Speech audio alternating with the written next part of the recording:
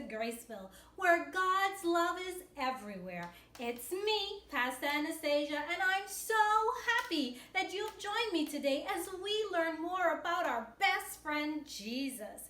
Today's special feature comes to us all the way from the United Kingdom, from a place called Essex in England, by my friend Shiro.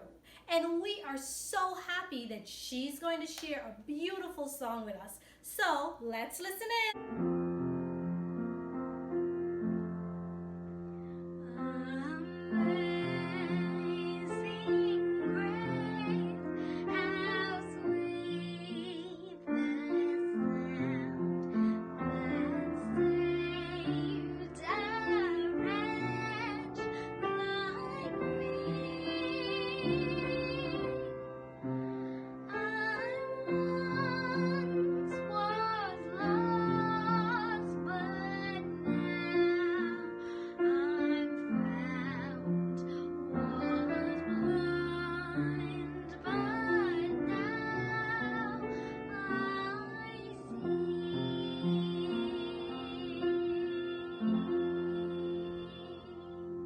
Thank you, Shiro, for that beautiful song. That was so lovely. Boys and girls, remember, if you want to share the cool things that you're doing at home to have fun while we're staying in, feel free to have your parents or guardians inbox me and I'll be happy to share it with our friends. Boys and girls, have you ever heard something so far-fetched that you just knew that there was no way that it could be true? Like pigs flying or apes becoming humans? Totally fake and unreal. But there is someone who we can take at his word. If God says something is going to happen, it definitely will. No doubt about it. No matter how impossible it may seem. That's why our theme for today is Believe God's Words. Let me hear you say it. Believe God's word. Awesome! And our memory verse for today is found in Acts 27 verse 25. And it simply says, I believe God. It will be just as he said. Let me hear you say it. I believe God. It will be just as he said. Acts chapter 27 verse 25. Amazing! You sound so great out there. Sometimes it's not easy to believe everything God says, especially when science tells us that it's impossible, or people who don't believe try to convince us that it just can't be done.